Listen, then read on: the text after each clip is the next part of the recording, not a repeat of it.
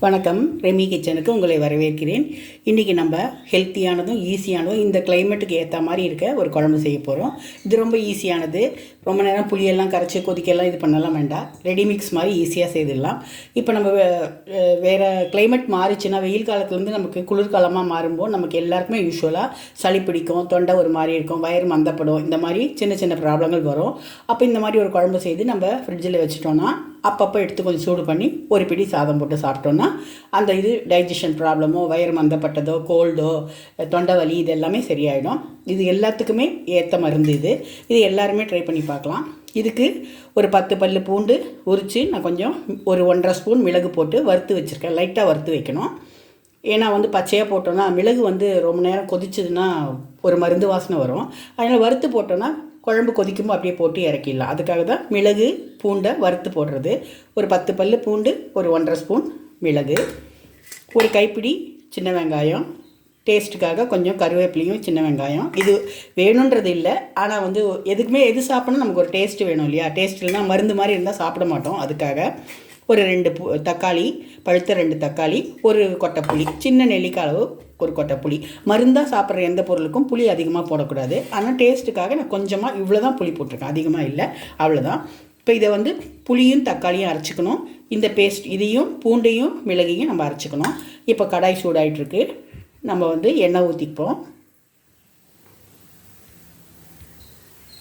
நான் கடலெண்ணெய் தான் ஊற்றிக்கிறேன். உங்களுக்கு நல்லெண்ணெய் பழக்கம்னா நல்லெண்ணெய் ஊற்றிக்குங்க. நான் கடலெண்ணெய் தான் ஊற்றிக்கிறேன். எதாக இருந்தாலும் பரவாயில்ல, இதுதான் வேணும்ல. நல்லெண்ணெய் ஊற்றிட்டா கூட நல்லது. உங்களுக்கு பழக்கம் இருந்தால் ஊற்றிக்குங்க. எண்ணெய் காயட்டும். எண்ணெய் காஞ்சிச்சு. இப்போ ஒரு ஸ்பூன் கடுகு உளுத்தம் பருப்பு போட்டுப்போம்.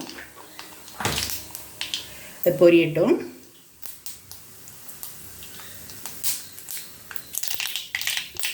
சும்மா கொஞ்சமாக வெந்தயம் போட்டுப்போம். வெந்தயம் கறியறதுக்குள்ளேயே இந்த வெங்காயத்தையும் கருவேப்பிலையும் போட்டுப்போம். சட்டுன்னு கரிஞ்சிடும் வெந்தயம். நல்லா வதங்கட்டும். வெங்காயம் வதங்கும்போது கொஞ்சமாக மஞ்சள் பொடி போட்டுப்போம். வீட்டிலே அரைச்ச மஞ்சள் பொடி எல்லாருமே யூஸ் பண்ணுங்கள். கடையில் பேக்கெட் வாங்காதீங்க. அவங்க என்ன போட்டு செய்கிறாங்கன்னு நமக்கு தெரியாது. மிளகா பொடி அரைக்கும்போது மஞ்சளும் நம்ம கடையில் வாங்கி அரைக்கிறது ரொம்ப நல்லது.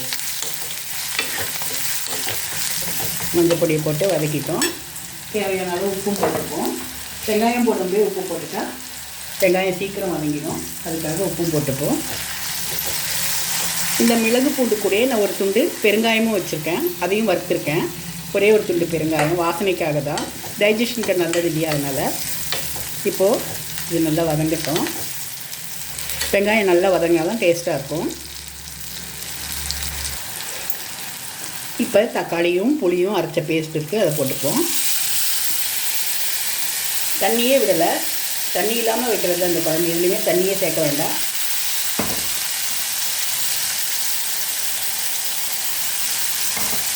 இதையும் பச்சை வாசனை போகிற அளவுக்கு தக்காளியும் புளியும் நல்லா வதங்கணும். நல்லா வதங்கட்டும்.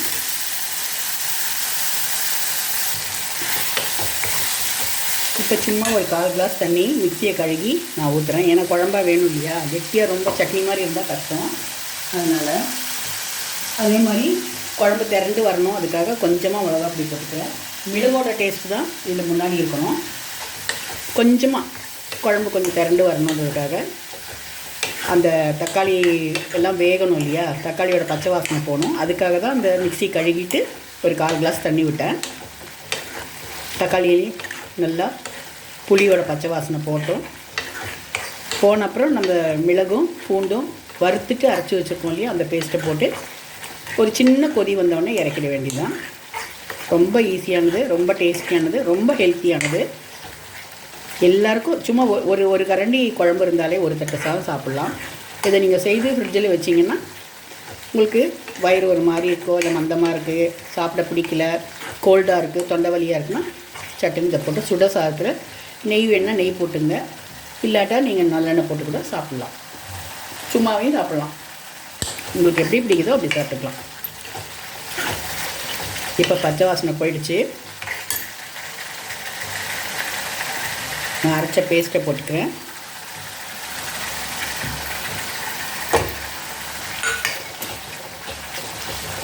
இந்த குழம்பு ரொம்ப தண்ணியாக இருக்காது, கொஞ்சம் கெட்டியாக தான் இருக்கும். மிளகு போட்டு ரொம்ப நேரம் கொதிக்க வேண்டாம், கொஞ்ச நேரம் கொதிச்சா போதும்.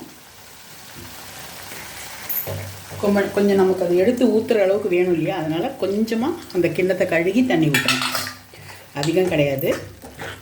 இந்த குழம்பு கெட்டியாக தொக்கு மாதிரி தான் இருக்கும். ஒரே ஒரு கொதிக்கட்டும், கொஞ்சம் சூடானோடனே நம்ம இறக்கிடலாம். ஏன்னா பூண்டு மிளகெல்லாம் நம்ம ஏற்கனவே வறுத்துருக்கோம், அதனால் பச்சை கிடையாது, அதனால் ஸ்மெல்லெல்லாம் நல்லா தான் இருக்கும். ஒரு கொதிச்சா போதும். உப்பு சரியாக இருக்கான்னு பார்த்துக்குறேன்.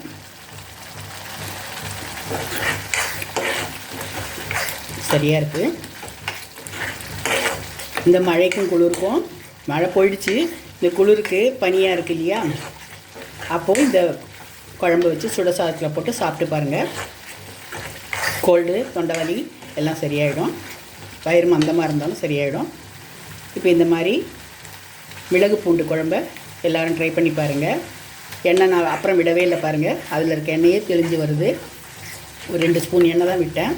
நம்ம தண்ணியே அதிகம் விடலை இல்லையா, அப்படியே சுண்ட வைக்கிறோம், அதனால் அப்படியே திரண்டு வரும்.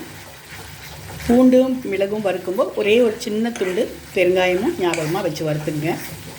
இந்த குழம்பு ரொம்ப நல்லாயிருக்கும். இட்லி தோசை கூட சாப்பிட்லாம், சாதத்துக்கு ரொம்ப நல்லாயிருக்கும். இந்த மாதிரி கெட்டியாக இருக்கணும். இப்படி ஒரு அரை கரண்டி குழம்பு இருந்தாலே உங்களுக்கு சாதம் சாப்பிட்லாம், அவ்வளோ டேஸ்ட்டாக இருக்கும். இது எல்லோரும் ட்ரை பண்ணி பாருங்கள். ரெமி கிச்சன் எல்லோரும் சப்ஸ்கிரைப் பண்ணுங்கள், லைக் பண்ணுங்கள், ஷேர் பண்ணுங்கள். தேங்க்யூ.